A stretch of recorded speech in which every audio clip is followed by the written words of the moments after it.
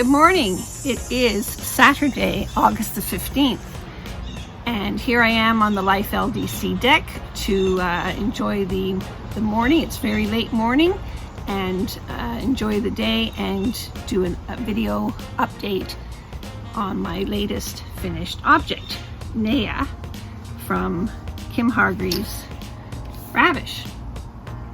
I'll also have an update on my sort of fill-in project that I keep around for when I'm doing Zoom knit nights or watching TV, or just when I'm at a tricky place in my current main project that I don't want to distract from what I'm watching on TV.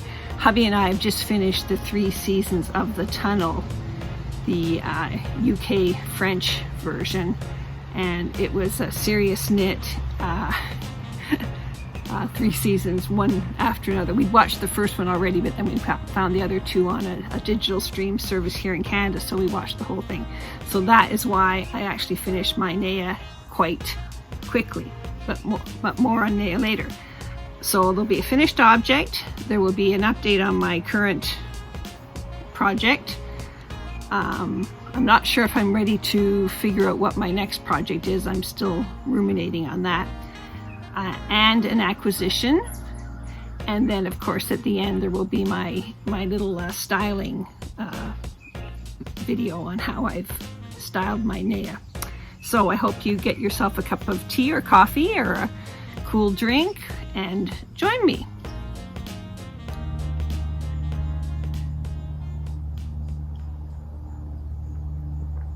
So first up is my my Neyah project. It calls for Creative Linen, which is a Rowan yarn that they I guess absorbed into the Rowan line when the Neyah company dissolved. It was formerly called Creative Focus. Sorry, I'm looking at my notes here. It was formerly called Creative Focus Linen by Neyah, and then when Rowan took it over, they just called it Creative Linen. It is a 50 linen, 50 cotton blend. It's 100 grams, 210 meters, and 219 yards. It's, I don't know if you can see that. I'll let it focus. It's a twisted yarn. There's different threads and they're all twisted. It's soft, it's a really dry feel, but one of the interesting things, Rowan calls this a DK weight yarn, but if you look back on the Ravelry database for the Neyah Creative Focus Linen, they call it a worsted yarn. So now that I've knit this, and the knitting for this is 21 stitches and 28 rows per 10 centimeters or 4 inches. It's a lovely fabric, and I think you could go a little tighter if you wanted to, and you can maybe go a little bit looser. It's one of those yarns I think that is very adaptable. You could probably, with a little tweaking, use it on either DK or worsted weight patterns. Now that I've knit with this, I think this might actually become one of my favorite yarns, being of an age where I still get hot flashes, and anybody that tells you that you grow out of them is crazy, because you still get them. I'm thinking I will probably get more wear out of this in the fall and in the winter, because it's gorgeous. It covers me. I can pull it down over my arms. I don't know, I think this is going to be maybe one of my new favorite yarns, and I'm really glad, because there's a couple of shades on the shade card that I still that I really want to try. For example, Love, the natural one. I think that would be absolutely gorgeous. And then there's also the Apple. And what about that Mustard? You could put Mustard and Foggy together and make a Grello design. Interesting, huh? So, my rating for Creative Linen is 5 stars. I actually really love this yarn. Love it, love it, love it. So another interesting aspect about the two approaches to this yarn is Rowan calls for it to be hand washed, no bleach, no dryer, lay flat to dry, iron carefully, and what's the P with the underscore? I think that, I'm not sure what that is. I'll have to look that up. Anyway, so they're saying don't wash it and dry it in the machine. Nashua did say you could wash it and dry it in the machine. And when you go through all the projects that have used this yarn, all the Ravelries say that they wash and dry this in the machine. And even my local yarn store where I bought this yarn from, on their website lists that you can wash this in the machine and in the dryer. So confession, I didn't do a swatch. I did what I call a sleeve swatch. I cast on, and when I got to about here, I measured my knitting on my sleeve, and I thought, okay, looks pretty darn good. Good gauge. And I kept on. I finished the sleeve, the first sleeve, and I washed it. And then I decided, okay, gauge is good, and I carried on, knit the whole rest of the sweater. Loved it, but every time I washed a piece, it took like 3 days lying flat for it to dry, and that was after I'd rolled it in a towel and stomped on it and everything. So I thought, geez, when this whole thing's together, this is going to be a significant weight of yarn. This is 8 skeins, so 800 grams of cotton linen yarn. So I thought, okay, I need to try the wash in the machine and dry in the machine, but I was not silly enough or brave enough to throw my newly completed sweater in the washer and dryer. So I had to make a swatch. So that's how I ended up with a swatch. So I knit up a swatch, I measured it, I put it in the washer in a laundry bag with a little, delicate laundry bag with the regular wash. Pulled it out after washing to have a look at it, seemed to survive. Put it back in its little bag, threw it in the dryer with all the clothes, brought it out. It was all sort of crumpled when it came out, and I just went like this. And then I took a light steam iron to it, and I ended up with this absolutely gorgeous swatch. So then came the really brave part. I took my completed sweater. I have a large sweater bag, put it in with some other, I think I might have put in with white towels, put in the wash, on a delicate wash with soak as the detergent, washed it, pulled it out, didn't even look at it, put it right in the dryer, and after a regular cycle of drying on medium, and then I think maybe about 10 minutes more, it came out. It was so soft, it was drapey. I do have to tell you, you'll be shocked at first because there'll be little pills of loose fiber on it, and I'm assuming it's those little tiny pieces of fiber that they come off of yarn anyway. So they came off, and I gave it, did I? Yes, I did. I gave it a very light steam ironing, especially on the seams, just to let the seams to lie flat. And I absolutely love this. I think that this might be, right now, my favorite sweater. Don't I say that all the time? But this is my favorite sweater right now. My sweater, and as you can see, it is oversized. Now, the largest Kim Hargreaves size is for a 43-inch chest. I'm 42 under the arms and 46 here. So I would have to watch her really fitted designs, but I usually can knit her largest size. So as you can see, it's a very large sweater. I resisted. I only put 1 inch extra length, which seems reasonable. I'm 5'10". I'm sure she's not designing for people 5'10". And I also took but I also took an inch off of the sleeve, and this, you can see the sleeves are just straight. Actually, no, they're not straight. You cast on and there are increases. Interesting thing, the increases on this design are 5 stitches in from the edge, so you can see them there. And that leaves you with a beautiful edge when you're sewing up. None of these, you know, increases on the edge row. I really like that, and I will adapt that in the future. So I think I'm going to like this with my sleeves rolled up or rolled down. Dress it up with a little bit of jewelry, change up the pants. So what I did at the end for my little styling video is I show you 3 different outfits that I could put together with this. And once I jumped into my closet, honestly, I had a long skirt I could have worn with it.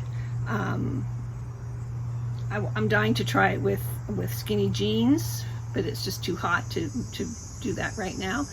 And it might be for when the day comes when we actually can go away for the weekend. This might be a great sweater to take on a weekend getaway, because you could wear it for all sorts of things. So, love it. Check out how I style these different outfits at the end. This design, Neyah, comes from Kim Hargreaves' Ravish capsule collection. It says it's number 10 of her capsule collections. I do not buy all of Kim Hargreaves. I don't buy all of Kim Hargreaves' publications. She loves to have really nicely fitted designs, and I love them too, but I just don't wear them that often. I'd have to work on how to make them fit me. But they are gorgeous. I will put a few pictures here as I'm talking. Like, for example, I absolutely love the cover sweater. I love the eyelets. I love the kid silk haze used double. I love the baubles, and I really love the version of it as a long cardigan. This is definitely in my future.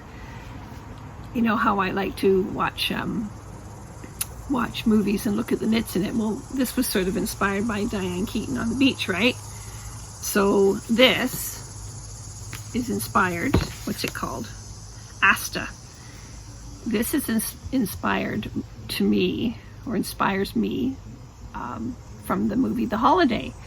And when Kate Winslet is in California, I know she's coming from really cold England and damp in her little cottage where she's probably always wrapped up in sweaters and scarves and everything, to California, where I used to think it was really hot all the time, but it seems that there's usually a breeze off of the ocean, and so it makes it nice and fresh even though it might be hot. And she's always running around in these really light, you can tell, either lace or mohair sweaters, longer, loose, cuddle up, you know, and that's what this reminds me of. So I think this might be in my future. I'm not sure what color. It would be lovely in the white. Anyway, might be in the future.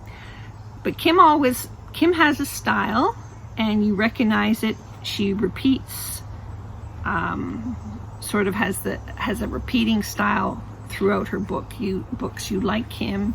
If you like Kim, you love Kim, and each book tweaks the designs to a new focus, if you know what I mean. So in this book, she uses kid silk haze, summer light DK, hand knit cotton, creative linen, soft yak DK.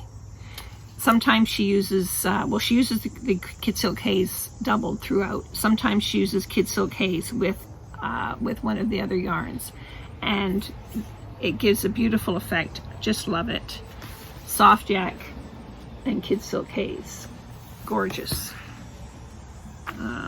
Kid silk haze pattern, creative linen. Love this. I just love this. I know someone who would go crazy for this design. You know who I'm talking to. Now, Neyah was one of the ones I was thinking about for my creative linen, but I decided too many baubles. So anyway, great book. 14 designs, smaller than her regular collections. That's why she calls them capsule collections. And at first I thought this was a significant price. But if you look at 14 designs and paying for individual designs on Ravelry, you'd probably pay $8 to $10 to design. So not a bad price, I guess. And I actually do love a hardcover book. So I love to hold it, love to look at it, love to flip through it. There's always a hat in Kim's books, always a hat. So if you like hats, there's always a hat. So anyway, really love this, really enjoyed it. And as I say, there's another design in here that I'm contemplating knitting. I'd have to look at my stash because I'm back to stash happy. Because this was, because my last project was a stash happy project out of stash, I really didn't feel bad ordering up the creative linen for this. I checked on my local yarn store website and there it was. Teal, my favorite color. She had enough. Perfect. And as I say, this is an all-round. To me, this is an all-season design. This is an all-season yarn. You wouldn't wear it on a blazing hot day because it's a heavy, it's got 8 plies, I think, to each, to the strand. It's a heavy cotton linen. But in the evenings in the summer, fall, and for me, I think this is going to be a winter yarn for me. So that's it. Neyah from Ravish in creative linen, and I absolutely loved it. You know, the Canada Post, well, not Canada Post, the worldwide postal services are struggling. The capacity is being put to the limit. You read all over that they're working at the same level that they are at Christmas, and they're having to do it with less staff because of social distancing and staff being off and less planes to take things where you want to go. I've been ordering things, not just yarn, things that, you know, just instead of having to go somewhere and get it, I order it. So we've been getting packages quite regularly. Well, a while ago, there was a message, I got an email or a newsletter update from BA, which is a little, maybe it's not little, it sounds little, I envision a cute little yarn store in Stonehaven, Scotland. And she talked about having some special yarn dyed up by a local dyer that was inspired by the coastal, their coastal views and colors of Scotland. Well, it was early, I was reading, I woke up, I read the email, I was thrilled to death. I went on the website, I put all the 5 different colors in my cart, went off to do something, as you do when you first wake up, came back, and 2 of the colors were sold out already. So I didn't order it because I wanted the full set. With discussion with the yarn store owner, I knew she was attempting to get more of the yarn, kept watching the newsletters. Sure enough, there was going to be a new update. Hey, I didn't waste any time. I didn't hesitate. I went to bed that night with my credit card by my iPad, and I was lucky enough to secure one of each shade. I actually bought 2 of one of the shades because I'm thinking that I just wanted the options, so I wanted 6 skeins instead of 5. Went in the mail, followed it. Didn't take long actually to get here. I think it took just about 4 weeks. I opened up this brown paper package yesterday, and look what I got. Oh my gosh, I love fly shoes, and this yarn to come in a fly shoebox just made me smile. The yellow immediately made me smile, and then the packaging, the logo and everything. I even looked at the box and I thought, oh my God, it's even my size 40. But I knew it wasn't shoes, so you'll have to wait for a minute to watch me open this. I haven't opened it yet. Seriously, I've peeked in, but I have not opened. So this will be coming up soon. First, I want to talk to you about my current fill-in type project. I think I've talked to you about this before. I honestly can't remember anything. This is the summer of memory. I think we'll remember this summer, but honestly, anyway, let's not go there. The Rocket Tee by Tanis Lavalley. Everybody's knitting it. My little knitting group all jumped on the bandwagon. I liked the look of it, but I didn't like the V-neck. So, and it was top down, which was fine, but I didn't like the V-neck. So what I did was I took the stitch measurements from the finish and I started working it bottom up. So I did the wide body and I split at the armholes, and I'm just about finished the front and the back of the armhole to the armhole depth. And then when I get the armhole depth finished on both, I'm going to do exactly what I did on this design, and you start at the top of the sleeve and you do you decrease at each end of each row to give you that nice angle that goes up to your neck. So on the back you do that and then just do slight back neck shaping. On the front you basically start the front neck shaping where that angle starts. So I'm going to apply what I've learned from this design to this design. I'm going to finish line. Oh, didn't tell you, did I? Kid Silk Haze and use Utashita. You know, I don't really buy a lot of speckles, but anyway, I just love this Utashita when I saw it. Like, look at the colors in it. And it looks great with this Kid Silk Haze. And I think this will be a lovely fall sweater to wear. So I'm getting there on this. And once I've done the neckline, I will sew up the shoulder seams, finish the neck. I'll have to decide what kind of neck I'm going to do. I think I'm going to go for an oval neck, maybe with I-cord edging of the Utashita. And then I will pick up the armholes and knit them down, because in that way I can adjust. I like big sleeves, but I don't want big sleeves on everything. I think this might be, depending on how far it drops over my shoulder, I might go with narrow sleeves. The narrow sleeves and the boxy body are a great design. So this is sort of a on the fly, inspired by the Rocket Tee.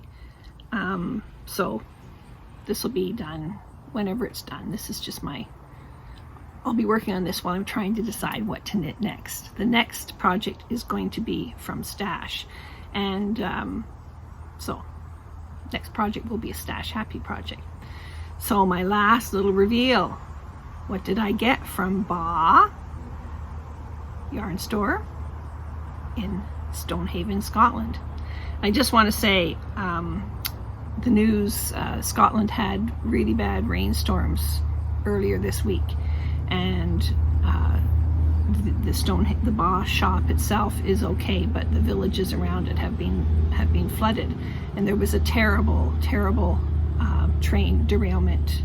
People were injured and there were 3 fatalities. My husband is a railway enthusiast, both historic preserved railways and just loves railways, and is very interested still in in the railways in Scotland and England and that, because he's English and railways were a big part of his life. When we go there on vacation, we try to go around a lot on the railways. So I hope everybody in that area is safe. I hope the lady who dyed this yarn is safe. I hope everybody's fine. 2020 is just turning into an absolute nightmare, isn't it? So I hope everybody's staying safe, taking care of themselves, and wish you guys all the best until next time.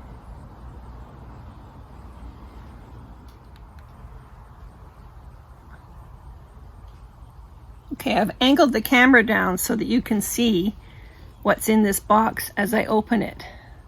So here we go.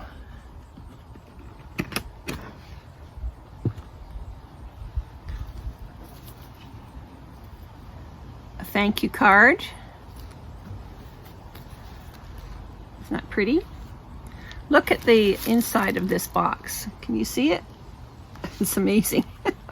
I'm gonna have to order some fly shoes. I have a friend who loves fly shoes. She'll tell me where I can get them here in Canada. This is so cute. It's called Dude in a Red Hat. It's by lizreedmaker.co.uk. Adorable. And look at my beautiful skeins. They're all individually wrapped in sort of natural tissue paper in this beautiful box. Thank you, thank you, thank you very much, Janice from Ba. Let's open the first one. Oh my goodness, look at that.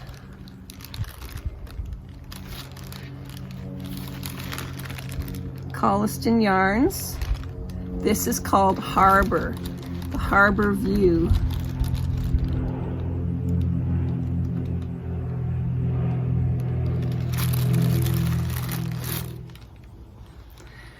So I'm getting ahead of myself as usual when I get excited. This collection is called the Stonehaven Collection by Colliston Yarns. It's a local dyer to the Ba shop.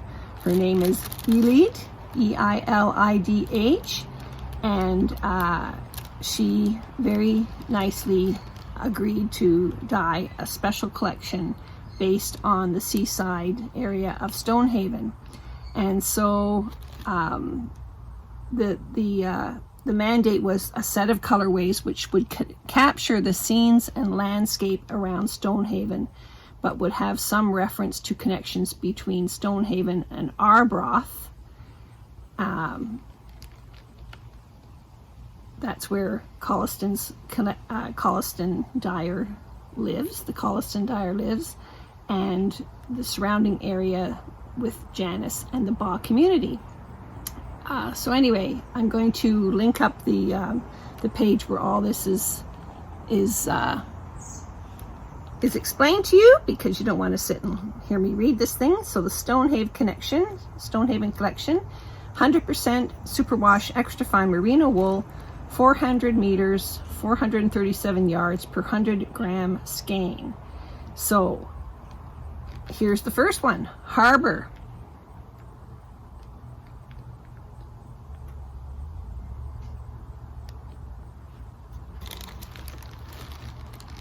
Gorgeous.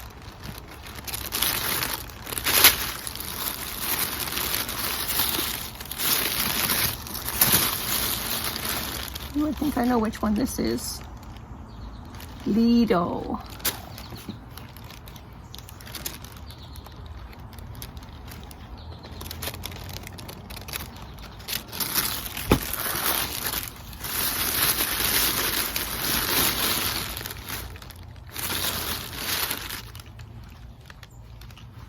Can you guess what this one is? Seagull.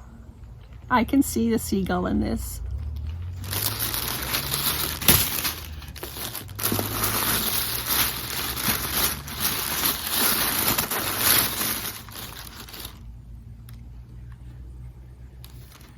This is called Dunatar, and I'm wondering what that is. I'll have to look. Dunatar. I actually ordered 2 of these because I thought, as this is the darkest shade in this collection. I thought it would be a good anchoring shade. It's all the other ones. I think that's the same one. Yeah, look at this. Gorgeous. Sandstone.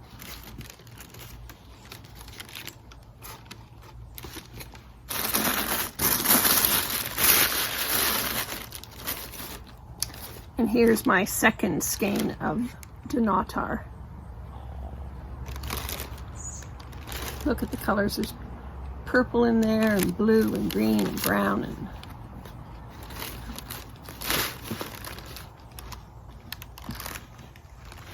I just took a minute to read the blog post, which I will link down below, written by the dyer for the BA website.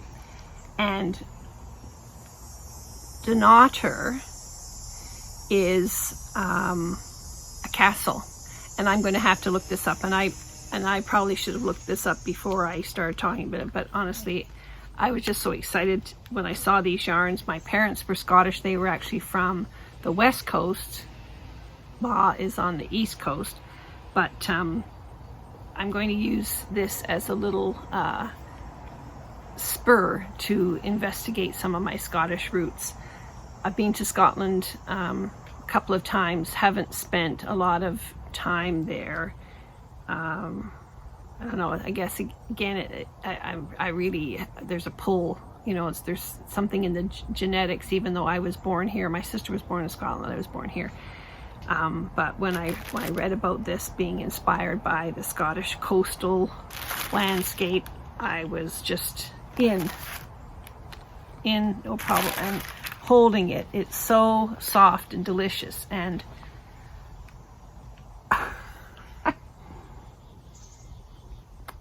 it smells like yarn, but I think there's an underlying scent. There's an underlying salty freshness about it. That's my acquisition for this month. And this is not going to go into stash and languish for years. I'm thinking that I'm going to do a find your fade with this. I think a find your fade would be gorgeous. I know it's a really big, long knit, so it'll use up a lot of the yarn. And that's why I bought 2 of the darker skeins, because I wanted to be able to take it in and out of the fade. So the next step is to be brave and to skein everything up. So anyway,